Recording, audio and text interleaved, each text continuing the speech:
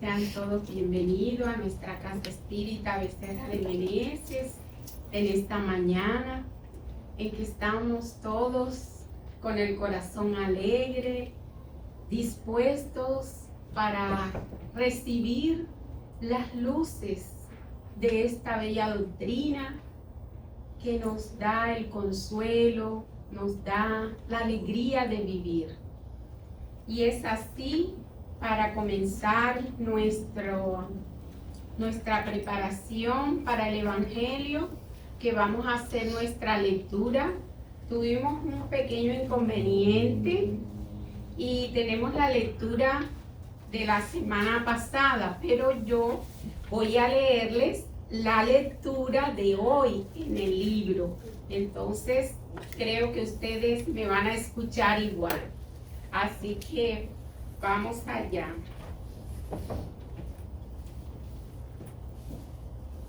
Hoy, siguiendo el capítulo 15, que es fuera de la caridad no hay salvación, vamos a tener los ítems del 4 al 7, ¿no? Y hablando de caridad, vamos a leer la caridad desconocida. Este es del libro Jesús en el Hogar, psicografiado por Francisco Cándido Javier y el espíritu de Neo Lucio. La caridad desconocida. La conversación en casa de Pedro versaba esa noche sobre la práctica del bien, con la viva colaboración verbal de todos. ¿Cómo expresar la compasión sin dinero? ¿Con qué medios incentivar la beneficencia sin recursos monetarios? Con estas interrogantes, grandes nombres de la fortuna material eran invocados y la mayoría se inclinaba a admitir que solamente los poderosos de la tierra se encontraban a la altura de estimular la piedad activa cuando el maestro interfirió opinando bondadoso. Un sincero devoto de la ley fue exhortado por determinaciones del cielo al ejercicio de la beneficencia. Entretanto, vivía en pobreza absoluta y no podía de modo alguno retirar parte de sus salarios para el socorro a sus semejantes. En verdad, daba de sí mismo cuanto le era posible, en buenas palabras y gestos personales de confort y estímulo a cuantos se hallaban en sufrimiento y dificultad. Sin embargo, hiérele el corazón a la imposibilidad de distribuir abrigo y pan entre los andrajosos y hambrientos a la orilla de la senda. Rodeado de hijos pequeños, era esclavo del hogar que le absorbía el sudor. Reconoció, sin embargo, que si le era vedado el esfuerzo de la caridad pública, podía perfectamente luchar contra el mal en todas las circunstancias de su marcha por la tierra. Así es que pasó a extinguir con incesante atención todos los pensamientos inferiores que le eran sugeridos. Cuando estaba en contacto con personas interesadas en la maledicencia, se retraía con cortesía y respondiendo a alguna interpelación directa, recordaba esa o aquella virtud de la víctima ausente. Si alguien delante de él era pasto fácil para la cólera, consideraba a la ira como una enfermedad digna de tratamiento y se recogía inquietud. Los insultos ajenos le batían en el espíritu como si fueran piedras en barril de miel, por cuanto, más allá de no reaccionar, proseguía tratando al ofensor con habitual fraternidad. La calumnia no encontraba acceso a su alma. Una vez que toda denuncia torpe se perdía, inútil en su gran silencio, reparando amenazas sobre la tranquilidad de alguien, intentaba deshacer las nubes de la incomprensión sin alarde antes que asumiese un carácter tempestuoso. Si alguna sentencia condenatoria bailaba alrededor del prójimo, movilizaba espontáneo todas las posibilidades a su alcance en la defensa delicada e imperceptible. Su celo contra la incursión y la extensión del mal era tan fuerte, minucioso, que llegaba a retirar basuras y piedras de la vía pública para que no ofreciesen peligro a los transeúntes. Adoptando esas directrices, llegó al término de la jornada humana. Incapaz de atender la sugerencia de la beneficencia que el mundo conoce, jamás pudiera extender un plato de sopa u ofrecer una piel de carnero a los hermanos necesitados. En esa posición, la muerte lo condujo ante el tribunal divino, donde el servidor humilde compareció receloso y desalentado.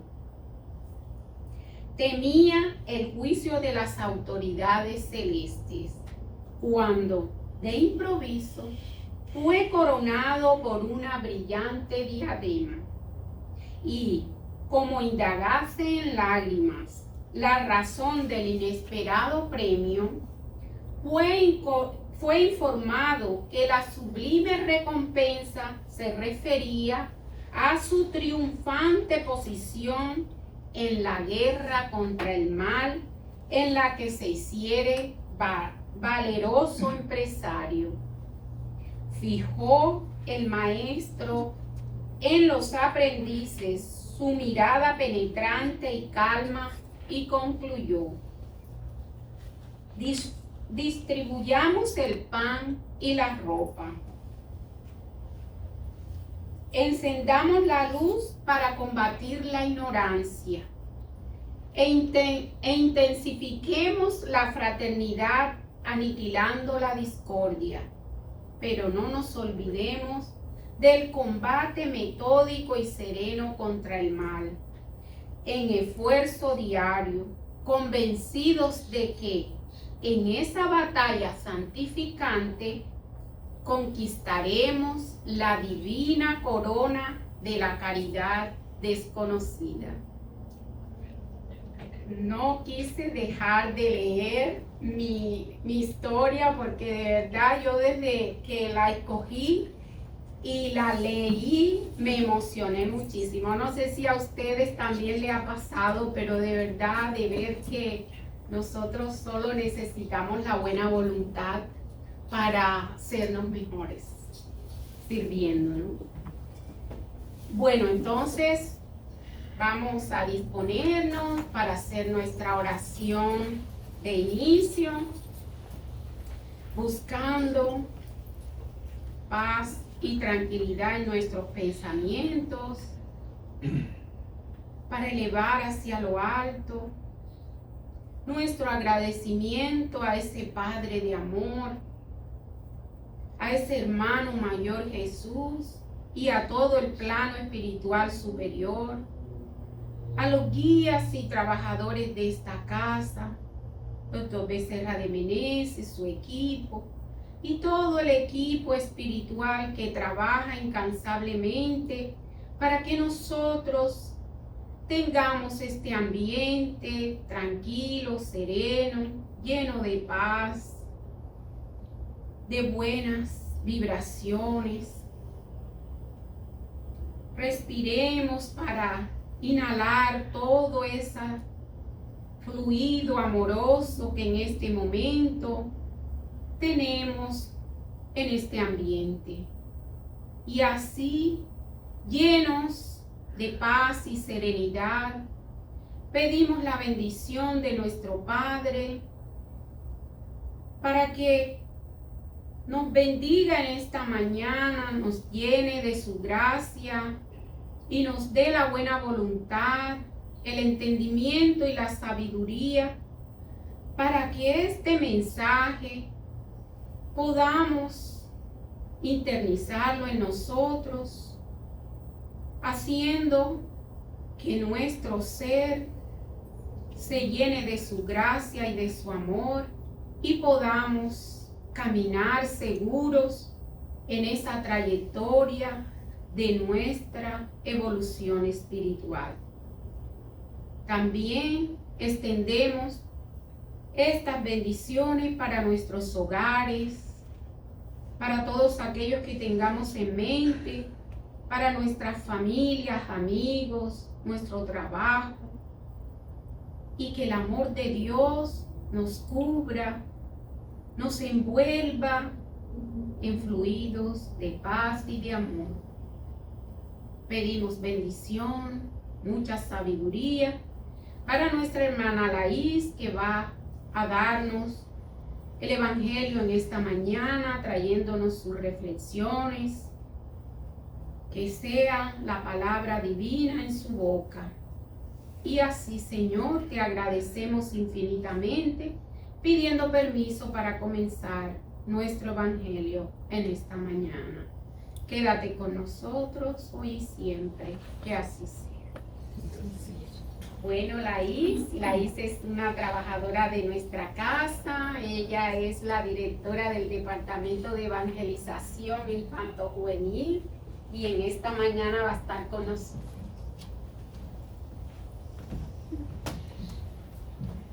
Gracias, Hortensia. Buenos días.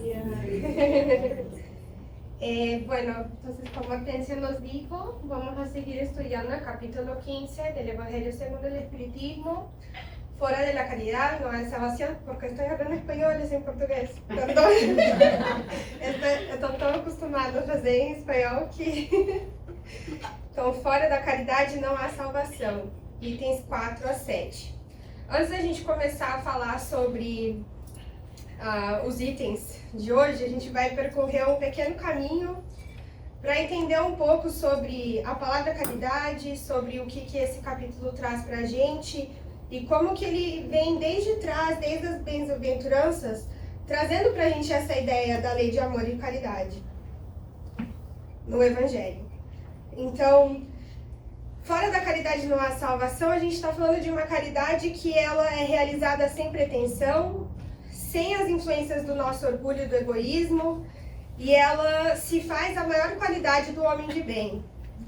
Ela também é o caminho para a nossa felicidade eterna. Esse é o resumo do estudo de hoje. Nos primeiros itens que a gente falou na semana passada, a gente falou da parábola do bom samaritano. E quando a gente estava falando dela, a gente viu que o próximo, como que eu posso então ser caridoso ao meu próximo, né? E aí a gente falou sobre não baixarmos a nossa vibração, mas sendo misericordioso para aqueles que estão à nossa volta, atendendo às suas necessidades, mesmo quando elas nos parecem não existir, encontrando as necessidades do outro, mesmo que elas sejam ocultas, e nos dispondo de boa vontade para atender a elas. A doutrina, então, ela nos traz essa ideia de caridade e reforça ela depois de todos os ensinamentos de Jesus, porque ela nos mostra que a caridade é o nosso caminho, como eu disse, a felicidade. E ela nos direciona a adquirir virtudes e nos melhorar, né? Buscar a nossa perfeição moral como espíritos. E ela nos dá todas as ferramentas que a gente precisa para chegar lá, né? Então, Divaldo falou, Bom, tinha que ir por essa, mas... Então a gente vai falar sobre esses dois itens, o maior mandamento e a necessidade da caridade segundo São Paulo. Divaldo falou, caridade de amor abarca todas as criaturas, assim como a caridade de Deus para conosco. Ela é o coroamento ético-moral, filosófico, terapêutico da investigação de quem somos, de onde viemos, para onde vamos e por que sofremos. Então, quando o Espiritismo coloca a caridade como o guia de comportamento para nós, ele nos mostra que temos que encontrar a nós mesmos nessa ação. A gente é caridoso por quê? Porque a gente tem a reencarnação como um mecanismo, né? Então, quando a gente está vivendo encarnado, a gente está posto a situações em que elas podem se anteceder milênios de anos antes de nós. Pode ser que elas venham desde 2000 anos atrás, pode ser que elas venham desde 100 anos atrás, mas essas situações que enfrentamos, as paixões que nos tocam, o que eu vejo no outro que me incomoda, isso tudo é algo que a gente está trabalhando. E quando a gente está nessa oportunidade reencarnatória, a gente está usando ela como um mecanismo de aprendizagem. Seja para eu espiar o que eu fiz no passado, ou seja para eu encontrar formas de me livrar dessas paixões que estão enraizadas em mim, né? E principalmente o orgulho e o egoísmo, que é o final das minhas paixões, né? No momento que eu conseguir me livrar deles, então eu sou caridoso, eu sou amoroso pleno, e assim então eu encontro a minha felicidade, a minha plenitude. E então o Espiritismo também nos possibilita, como o Cris falou na semana passada, de não caminhar nesse mundo como sendo desse mundo, né? E aí eu adiciono ao que ele disse, que é não caminhar nesse mundo sendo o que eu quero que esse mundo seja no futuro.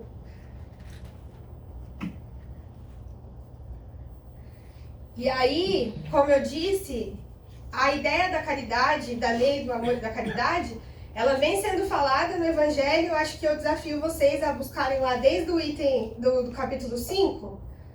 Vai lá em cada capítulo e vê se vocês não vão encontrar a palavra caridade escrita nela, né?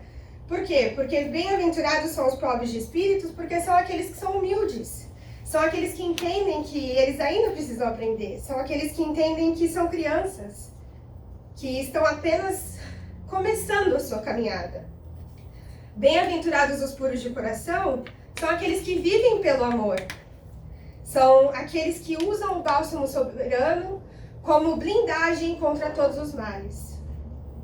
Bem-aventurados os brandos e pacíficos. São aqueles que enfrentam tudo com paciência e resignação. Eles não dão vazão ao seu orgulho e sempre praticam a lei de amor e caridade. Bem-aventurados os misericordiosos. Eles identificam o mal, mas não usam ele, essa constatação, no detrimento do seu irmão. Não usam ele para humilhar, não usam ele para julgar. Vamos então, nós espíritos simples e ignorantes, desde o nosso instinto, desenvolvendo ele pouco a pouco nesse amor sublime. E aí lá ele diz também, nos misericordiosos, feliz é quem ama. É aquele que nutre o fogo sagrado que existe em si. Amai ao vosso próximo como a vós mesmos. Nesse capítulo aí, ele já fala do maior mandamento, né? E a gente vai ver por que ele fala no capítulo 11 o maior mandamento, e ele repete agora no capítulo 15. Mas fazei aos outros o que querereis que vos fizesse. São severos, nós somos severos para conosco mesmos, devemos ser. Para os demais, nós não devemos ser severos.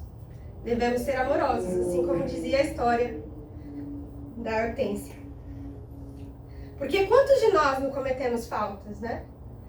E qual será que são as expiações que eu estou aqui reparando? O que será que eu fiz para essa pessoa antes que eu não lembro? Que é a misericórdia de Deus, né? Então a gente deve depositar para o outro assim como nós queremos que eles depositem para nós. E quando eu estou depositando a caridade para o outro, quando eu estou amando o outro, fazendo ao outro o que eu gostaria que ele me fizesse, eu automaticamente estou criando uma conta positiva com ele. Porque aquele que é sereno, bom, caridoso, amoroso, ele é sempre lembrado por isso. E as outras pessoas se inspiram em fazer o mesmo para com ele. Então, sede severos para convosco, indulgentes para com as fraquezas dos outros. É a prática da santa caridade que bem poucas pessoas observam. Está lá no capítulo 11. Amai a vossos inimigos, perdoai as ofensas. Por que a gente vai amar nossos inimigos, né? Por que será? Será que eu preciso amar ele da mesma forma que eu amo aqueles que estão no meu círculo? Não é isso que ele quer dizer. O que ele quer dizer é amar ele, é dar a ele a oportunidade de ser diferente. Dar a ele a oportunidade de exercitar o amor que ele tem dentro de si. Porque todo mundo carrega ele. Está na lei de Deus, está escrito em nós. Ser caridosos, teremos que ser indistintivamente. Pagar sempre com bem. Fazei o bem sem ostentação. Essa daí todo mundo conhece, né? Não saiba a tua mão esquerda o que dá a tua direita. Por que sem ostentar? Porque a caridade ela não é somente monetária, material. Ela também é doar-se sem ter interesse algum de reciprocidade. Ela é doar-se com amor, vivendo o amor. Julgais a vós antes do outro. Essa daí todo mundo sabe que eu adoro falar do espelho. O espelho que a gente carrega refletindo nas nossas relações com os outros. O espelho que eles refletem para nós as nossas debilidades. Ou até algo que a gente já reparou, mas ainda dói um pouquinho lembrar que a gente passou por lá. Mas a condição absoluta da felicidade futura é a caridade. Jesus a coloca acima da humildade, da doçura, da benevolência, da indulgência e da justiça. E aí tem duas perguntas do Livro dos Espíritos, calma que a gente está chegando, que eu acho importante a gente levar em consideração antes de entrar no Evangelho, que é, pergunta 879. Qual seria o caráter do homem que praticasse a justiça em toda a sua pureza? Mas, Laís, a gente está falando de caridade, de amor. Mas aqui a gente vai falar de justiça também. Porque ela anda junto com esses dois. Eles são uma mistura homogênea. Eles não se dividem. O verdadeiro justo, a exemplo de Jesus, porquanto praticaria também o amor do próximo e a caridade, sem os quais não há verdadeira justiça. Ou seja, como eu posso ser justo e não depositar o amor, né? A lei de justiça, amor e caridade é a última lei apresentada por Kardec no Livro dos Espíritos. É claramente, e os Espíritos nos dizem que não existe justiça se não houver caridade e amor. Elas são lei. Caridade e amor é lei. É nosso dever trabalhar e viver na caridade. Não é um favor que a gente presta para o outro. É um respeito que a gente dá à lei de Deus. A justiça, ela é o inerente ao exercício delas. E aí, aqui a gente pode até pensar no nosso próprio sistema judicial, né? Que com o tempo vem se moldando para criar outras aberturas que não seja somente conflito para resoluções. Qual o verdadeiro sentido da palavra caridade, como entendia Jesus? Pergunta 886. E essa daqui, acho que se vocês não decoraram ainda, acho bom decorar. Benevolência para com todos, indulgência para as imperfeições dos outros e perdão das ofensas. E aí é interessante que Kardec faz essa pergunta aos espíritos, porque acho que ele já entende que a palavra caridade dele não engloba tudo que Jesus queria dizer, né? Quando ele fala caridade. E é porque a caridade que a gente pensa, caridade material, né? talvez atender um telefonema. Mas como o texto da Hortência, de novo, veio nos mostrar, ela se realiza em qualquer situação que se apresenta pra gente. Seja pensando no próximo, antes do próximo mesmo passar pelo caminho perigoso, tirando as pedras dele. Ou seja, sim, auxiliando dessa forma direta que a gente conhece. Ser benevolente, porque se eu sou bom com os outros, então é o que eu falei, a gente tem aquela conta positiva, né? Então ele vai lembrar de mim por ser bom também. Indulgente para com as imperfeições, porque eu também sou imperfeito. Então como que eu vou ser diferente para com o outro? Como que eu vou falar para o outro que ele tem que ser perfeito se eu ainda não cheguei lá? Né? E nem Jesus, que já era perfeito, fez isso. Ele foi o nosso maior exemplo. O nosso exemplo que trazia o amor independente de quem, da situação, se era rico, se era pobre, doente, feliz ou infeliz.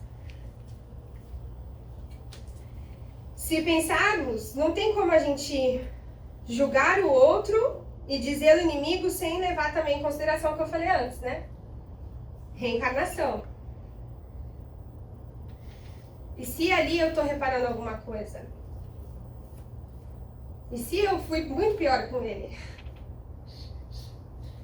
E quantas faltas nós já nos despimos também, nós mesmos? Quantas imperfeições já deixamos e ainda quantas carregamos? Portanto, a gente ser benevolente, ser bondoso e servir no auxílio, ele nos ajuda a angariar a simpatia para ser auxiliado também. E esse é o mecanismo da reencarnação. Não é somente eu auxiliar, não é somente o outro me auxiliar. É de mútuo acordo. Todo mundo está trabalhando junto e rumo ao progresso.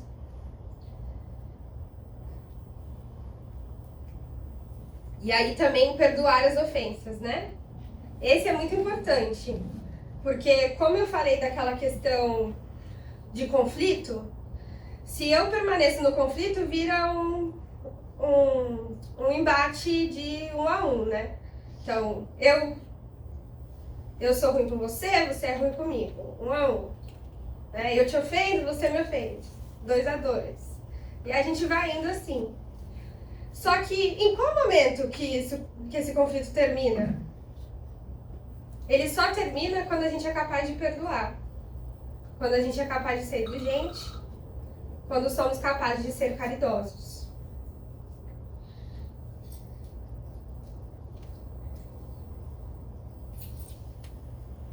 Já falei sobre isso. Então a gente vai chegar agora no estudo do Evangelho, finalmente. E ele vai denotar pra gente no capítulo 15 a importância de não somente sentir o amor, mas também de pôr ele em ação. Então vamos ver qual que é o maior mandamento. Item 4. Mas os fariseus, tendo sabido que ele tapara a boca ao sal dos seus, se reuniram. E um deles, que era doutor da lei, foi propor-lhe essa questão, para o tentar. Mestre, qual o grande mandamento da lei? E Jesus lhe respondeu: amarás o Senhor teu Deus de todo o teu coração, de toda a tua alma, de todo o teu espírito. Esse, o maior e primeiro mandamento. E aqui está o segundo, que é semelhante ao primeiro. Amarás o teu próximo como a ti mesmo. Toda a lei e os profetas se acham contidos, então, nesses 2 mandamentos. Muitas vezes a gente olha para Deus como se ele fosse algo externo, né? Como se ele fosse separado de quem eu sou, do que eu faço. Mas a verdade é que cada ser que caminha sobre a terra foi criado por ele. Cada elemento do universo, o ar que a gente respira, tudo tem um toque de Deus e todos têm escrito neles a sua lei. São a representação, então, da sua inteligência. É assim que a gente reconhece a Deus, olhando para nós. Então, como que eu vou separar o meu próximo de Deus? Como que eu separo eu de Deus? Não é possível.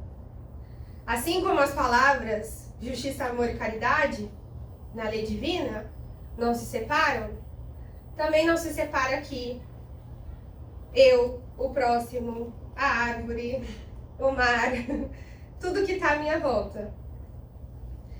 Deus está em tudo porque a gente é obra dele e é assim que a gente se reconhece. Amar a Deus sobre todas as coisas seria então reconhecermos as suas leis que regem o universo. Sentir a presença do Criador em cada um de nós. Porque ele transcende a nós, mas ele também está conosco, né? Está conosco como nós estamos com ele. E não tem como a gente separar o Criador das suas criaturas. Da mesma forma, então, é a lei que estamos estudando hoje.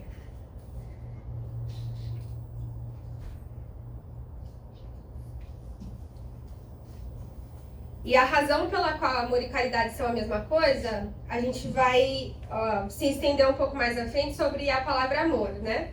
Porque às vezes vocês podem falar assim, nossa, mas amor é afeto, ou é amor, qual que é esse amor? É o amor que eu sinto para o meu irmão, para minha mãe, né, para o meu amigo? Não é desse amor que eles estão falando nesse sentido, né? Eles estão falando do amor de Deus para com as suas criaturas, de suas criaturas para com Deus. Portanto, amor e caridade aqui são expressão um do outro. E se todos somos criaturas de Deus, nós contemos em nós uma pequena labaredinha, uma chaminha do seu amor. E ela vai se expandindo, como eu disse, simples e ignorantes, guiados pelo instinto e transformando isso em amor sublime. E aí, de acordo com que a gente dá amplitude a esse prisma, a essa visão, ele vai poder se irradiar como o sol. Então, continuamos sobre o mandamento. Caridade e humildade, tal sendo a única da salvação. Egoísmo e orgulho, tal a da perdição. Esse princípio se acha formulado nos seguintes precisos termos. Amarás a Deus de toda a tua alma e ao teu próximo como a ti mesmo. Toda a lei e os profetas se acham contidos nesses dois mandamentos. E para que não haja equívocos sobre a interpretação do amor de Deus e do próximo, ele acrescenta. E aqui está o segundo mandamento, que é semelhante ao primeiro, isto é, que não se pode verdadeiramente amar a Deus sem amar ao próximo, nem amar ao próximo sem amar a Deus. Logo, tudo o que se faça contra o próximo, o mesmo é fazê-lo contra Deus. Não podemos amar a Deus sem praticar a caridade para com o próximo. Todos os deveres do homem se resumem nesta máxima. Fora da caridade, não há salvação. E aí aqui, ele volta a repetir a questão que toda a lei está contida nesses dois mandamentos, ou nesse longo mandamento. E é porque, e todos os profetas também ali estão, né? Que é o que? Ele está querendo enfatizar que no final, todas as nossas ideias de religião nos levam a essa mesma conclusão.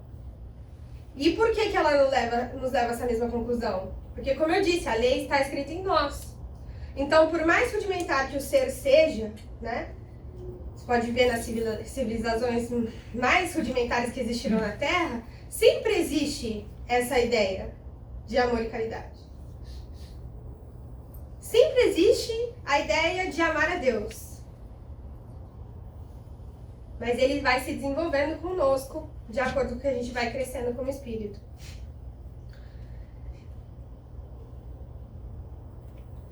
Queria falar mais alguma coisa, tô pensando aqui. Tá, e tudo que se faça contra o próximo é o mesmo que fazê-lo contra Deus. E é pela aquela razão, a gente não pode separar, né? Se a gente pensar em Deus como um Deus que é justo no sentido de certo ou errado, no sentido de condenatório, a gente não vai entender essa máxima. Mas quando a gente pensa em Deus como um ser bom e caridoso e justo, com as 3 palavras conectadas, então aí nós podemos entender a amplitude desse sentimento. Por isso que eu não posso condenar ao próximo sem condenar a Deus. Infringir essa lei é rebelar-se contra Deus. E aí, vamos começar então sobre o amor. Leon Denis fala: o amor conjugal, o materno, o filial ou fraterno, o da pátria, o da raça, da humanidade, são refrações, são raios refratados do amor divino, que abrange e penetra todos os seres, e difundindo-se neles faz rebentar e desabrochar 1000 formas variadas, 1000 esplêndidas florescências de amor. O problema do ser, do destino e da dor. Aqui ele nos traz a amplitude do conceito amor. E ele também traz nessa passagem como que o amor vai se transformando, né? E como que ele vai crescendo, como essas refrações vão se tornando algo maior, vão se juntando, como um quebra-cabeça. O amor, ele é mais forte do que o ódio, ele é mais poderoso do que a morte.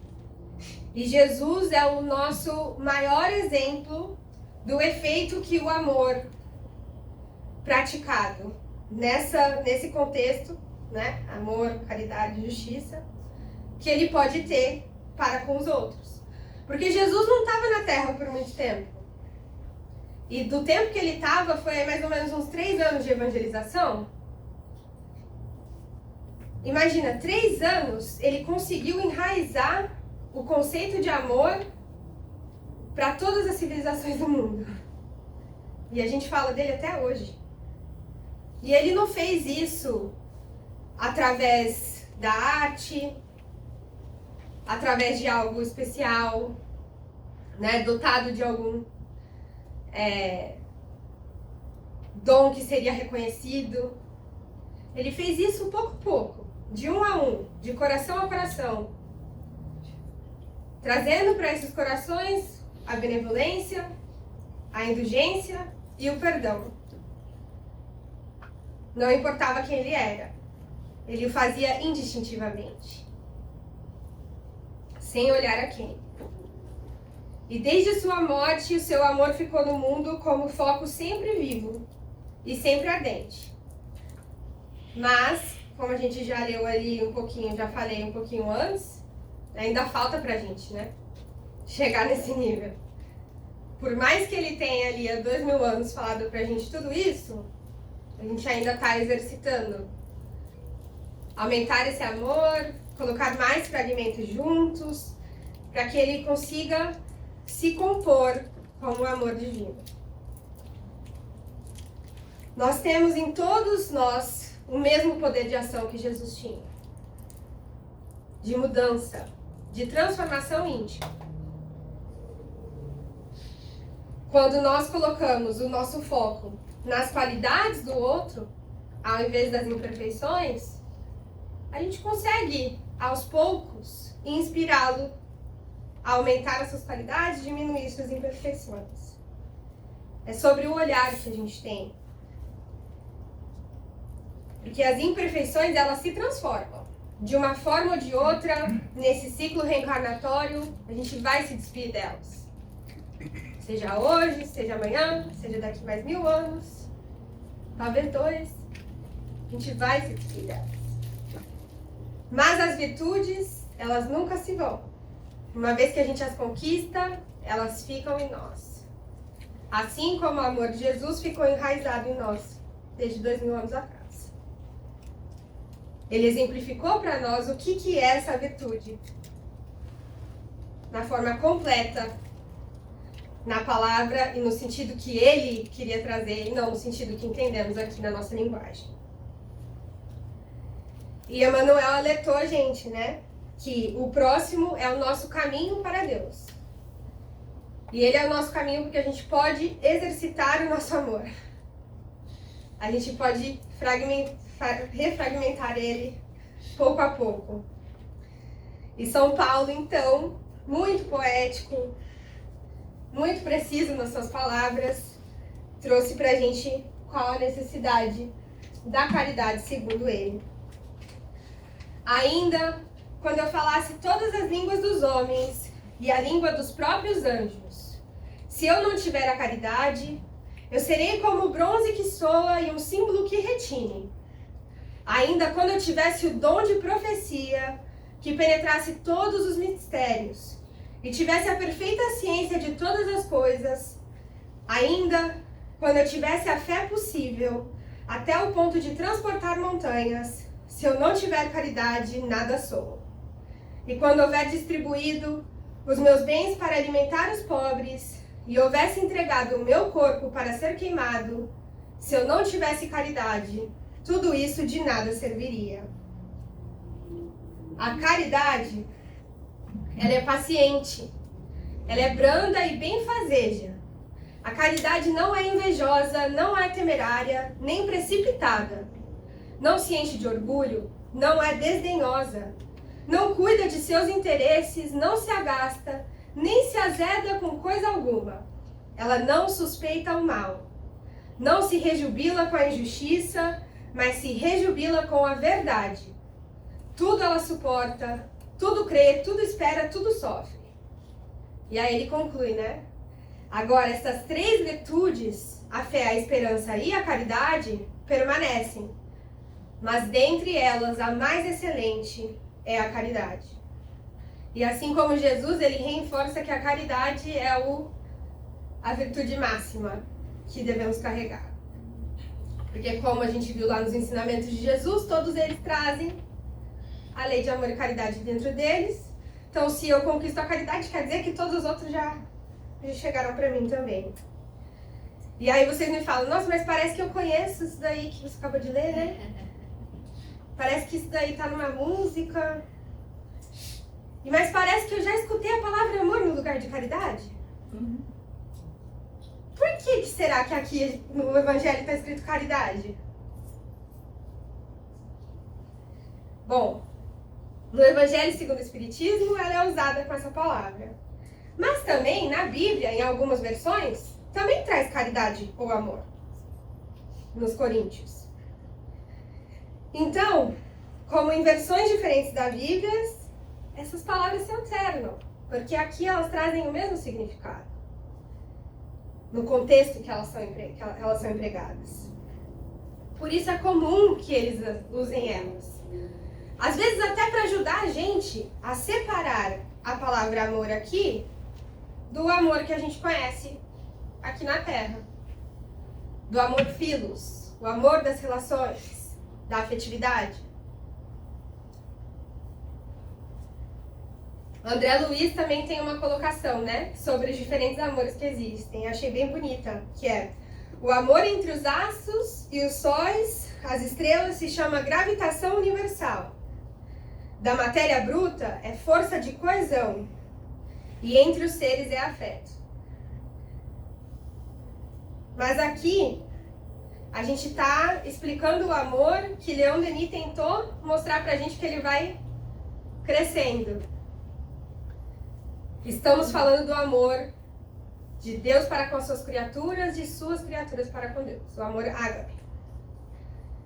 Mesmo que, então, eu tenha todo o conhecimento moral, intelectual, mesmo que eu tenha o conhecimento de todas as coisas e tenha desvelado toda a vastidão desse conhecimento, tenha desvelado todos os mistérios que ainda tem muitos para desvelarmos, mesmo que eu tenha largado toda a materialidade, ou seja, que eu já seja um espírito perfeito, né? Que eu não preciso mais reencarnar, mesmo que eu tenha feito todos os sacrifícios que me fazem necessários, se eu não tiver a caridade, eu não sou nada. Tudo isso foi feito em vão. É isso que São Paulo diz. Porque ela enche os espaços. A caridade, ela enche os espaços da inveja, do rancor, da raiva. Ela enche os espaços do orgulho e do egoísmo. Ela é o nosso caminho para a felicidade. Ela ocupa o espaço do mal que a gente não vê, porque a gente está vibrando com ela. Assim como o samaritano, na parábola da semana passada, vibrava nela, e os outros não, eles se descendiam.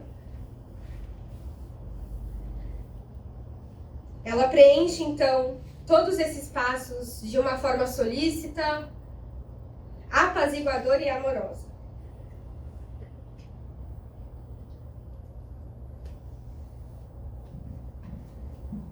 E aí, no item 7, ele volta a falar, esse que eu acabei de reforçar, né, com as palavras de São Paulo, mas ele conclui assim: coloca assim, sem equívoco, a caridade acima até da fé. É que a caridade está ao alcance de toda a gente. Ela está ao alcance do ignorante, do sábio, do rico, como do pobre. E independente de qualquer crença particular, faz mais. Define a verdadeira caridade, mostra não só na beneficência, como também no conjunto de todas as qualidades do coração, na bondade e na benevolência para com o próximo. Ele mostra aqui de novo que o amor não se restringe ao afeto. Ele representa a nossa obediência em relação à lei de Deus, às leis divinas. E ele também nos ajuda na harmonia do nosso universo. Pensando que a caridade, então, está acima de todas as outras virtudes, acima da fé, como diz Paulo, da benevolência, como diz Jesus, o que é interessante é que eu concluí que a caridade deve nos anteceder. E tem uma parte que ele fala, deve nos prescrever, né? Ela deve caminhar na nossa frente e a gente deve seguir a ela. E não da outra forma. Não a caridade seguir a nós e as nossas vontades. E aí, na minha reflexão, eu pensei, falei, olha, o Papa deu um grande exemplo pra gente essa semana, né? Do que é empregar a caridade, do que é entender que se eu não sou generoso com o meu vizinho, então eu não posso condená-lo por mais nada. Porque eu também sou um pecador. E eu também estou infringindo a lei de Deus. Se eu tenho qualquer crença, qualquer fé, vontade, interesse, desejo, se eu tenho qualquer julgamento, condição, qualquer que seja ele deve estar atrás do sentimento de caridade e de amor e não dar o suporte para ele existir. Eu não posso pensar que, como dizia, talvez eu não tenha dinheiro, né, para dar um prato de comida para o meu irmão, como diz na história da Hortência. Talvez eu não tenha a condição monetária, talvez então eu vou esperar, quando eu estiver rico eu vou doar 10%. Não é assim que funciona, né? A gente não precisa chegar a algum lugar para ser caridoso. Assim como a gente não precisa ter uma razão maior, ter um interesse próprio, querer demonstrar, ostentar. A caridade, ela está na base, ela deve ser o sentimento de nós, do nosso prédio. Então, quando a gente fala sobre ser caridoso aqui, a gente está falando de ser caridoso naturalmente, como um objetivo maior e não como a consequência de todas as outras ideias que eu carrego, ou de todas as outras coisas que eu vivo. Ela deve ser a razão pela qual eu vivo. E isso, com certeza, é muito difícil pra gente entender hoje, né? Quando eu falo assim, é pra gente se inspirar. Porque eu sei que a gente não tá lá ainda, né? Eu, pelo menos, não tô. Mas, imagina, se eu tô inspirado por essa máxima, se eu estou inspirado pelo amor, se eu estou inspirado pela caridade, então, automaticamente, ela vai se expandir em mim. E se ela se expande em mim, ela se expande à minha volta.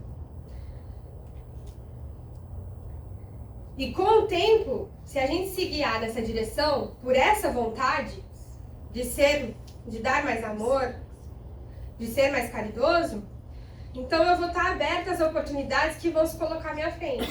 Eu vou poder enxergá-las, porque eu estou vibrando nesse caminho, assim como o bom samaritano. E a caridade vai se colocar às frentes da minha ação. ela vai efetivar a minha transformação íntima. E Joana nos fala: o amor deve ser sempre o ponto de partida de todas as aspirações e a etapa final de todos os anelos humanos. Se a caridade for a base do nosso edifício, ela vai nos levar à união. Porque ela vai ocupar o espaço de todas as outras coisas, das diferenças, dos conflitos, de tudo que nos separa. E se começarmos em nós, ela vai se multiplicar. É como se fosse uma semente. A gente planta a semente e a gente pode cuidar daquela plantação para ela germinar, para a planta crescer, a planta dar frutos. Mas aí alguém vai lá e pega uma mudinha dela e planta de novo. E mais uma vez ela vai crescer, germinar, dado o amor, né? Ela vai crescer, vai germinar e vai dar mais frutos. Eu posso controlar o que eu planto. Não podemos saber ainda quantos frutos isso vai dar. Mas definitivamente, se a gente plantar e nutrir ela com amor e com caridade, frutos ela dará. E aí eu vou terminar então lendo para mim é um poema, né? De André Luiz, que está no livro Apostilas da Vida, do Chico Xavier. O nome dele é Tudo é Amor. Observa, amigo, em como do amor tudo provém e no amor tudo se resume. Vida é o amor existencial. Razão é o amor que pondera. Estudo é o amor que analisa. Ciência é o amor que investiga. Filosofia é o amor que pensa. Religião é o amor que busca Deus. Verdade é o amor que se eterniza. Ideal é o amor que se eleva. Fé é o amor que se transcende. Esperança é o amor que sonha. Caridade é o amor que auxilia. Fraternidade é o amor que se expande.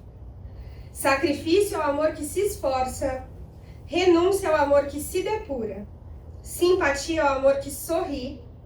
Altruísmo é o amor que se engrandece.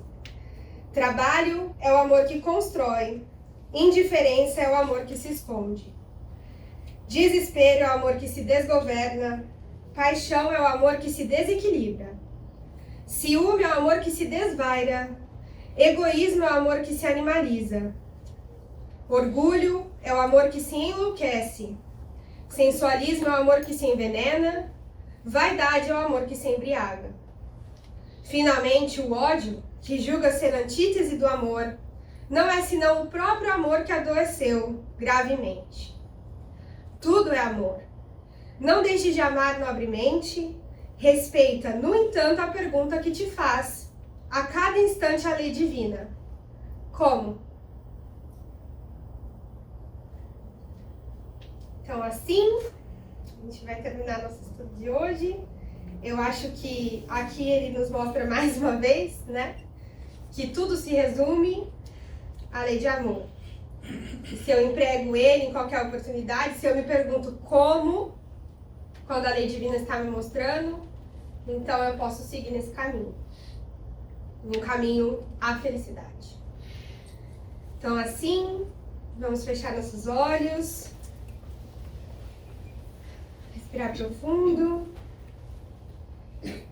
Querido Mestre Jesus, Dr. Bezerra, todos aqueles espíritos que nos inspiram durante nosso estudo. Querido Pai, te agradecemos por nos inspirar e nos guiar, e nos trazer até aqui, por nos levar tão longe quanto nosso coração consiga ir, buscando auxiliar os nossos irmãos, com amor e com paciência, com resignação, com benevolência e indulgência. A porta que eu abro a cada dia, que ela seja a que me leva até a felicidade.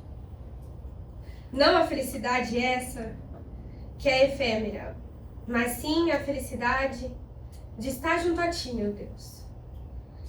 De chegar mais perto, em conhecer esse amor sublime, O amor que a gente deposita para com os nossos irmãos e que eventualmente depositaremos para todo o universo. Acreditemos, então, com fé e com amor, na utilidade da nossa existência. Vamos servir de exemplo, de apoio, servir a todos os irmãos que podemos, servir com resignação, servir aos tristes, servir aos pobres, aos mais necessitados, aqueles que precisam de ajuda ou aqueles que não a demonstram. Servir a todos os nossos irmãos, os ignorados, os rechaçados, servir a todos aqueles que me façam possível. Assim, de boa vontade, podemos continuar então no caminho do nosso avanço moral, em caminho à felicidade plena e a todo o seu amor, assim como você quis para nós. Vamos ser caridosos, ser amorosos e estar sempre dispostos a servir, para que dentro de meu coração cresça a chama do amor e da caridade. E assim, que a nossa semana seja repleta de paz, de alegrias e várias oportunidades de trazer o amor àqueles que estão à minha volta. Que assim seja.